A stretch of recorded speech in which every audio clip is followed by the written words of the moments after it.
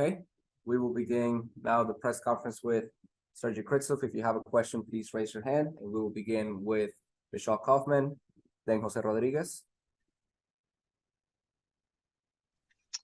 Hello, Sergii. Thank you for taking the time to talk to us.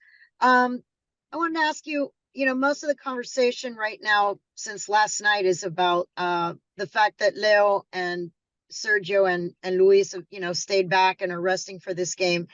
I'm just wondering, in the preparation for this game against Vancouver, did you guys, when you were preparing this week for this game, were you preparing in two different scenarios, as if those three are playing and then as if they're not playing, or did you have an idea that maybe they wouldn't play? I'm just wondering how it affects the preparation of the team going into the game, if it's still up in the air, if it's still unknown, if three of the key players are going to be playing. How do you guys deal with that as a team? Thank you. Hi, thank you. No, we had regular training with these guys, and I think it's coach staff decision because last month we had a lot of muscles injuries, and we still have a tough season, and I think it's take care of them healthy, because in this week we'll have 3 games, and also this tough travel, time zone difference, and I think it will be better for the team. Jose, then Michael. Thanks, Rafa. Sergii, since Bussi's not going to be available for you guys in the last few games, we've seen how Bussi's able to move back and help you guys with the build-up a little bit more. How do you envision Inter Miami playing out of the build-up for this game? Does it put added pressure into you guys, knowing that there have been some mistakes, especially moving the ball out of the back in previous games? Thank you. Hi, thank you. I think, of course, it's world-class player Sergio.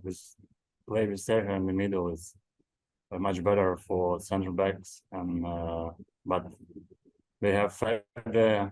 He came back to the group, and also they have a lot of good players who can replace Bussi, and I think it's just as I said, we need play without these players sometimes, and I think we'll be good. Michael, then Franco. Hi, Sergii. Welcome to Vancouver, first of all. Now, this is your longest trip of the season, and it's a very long flight. Everyone knows it can really drain you.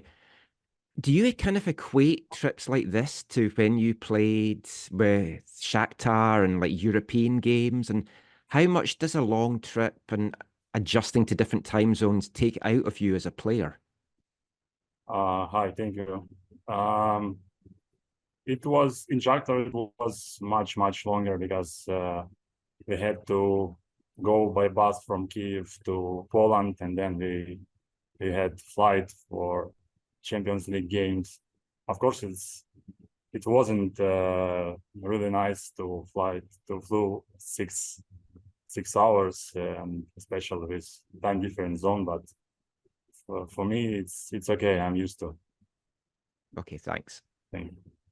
Franco. Hey, Sergii. 2 quick ones for you. Obviously, Nicolas Freire goes down with the injury for the season. That opens up a possibility which you figure to step into. I mean, how big of opportunities for you to reclaim some minutes and get some more regular playing time? Obviously, Aviles and Freire had been the go-to pairing in recent weeks.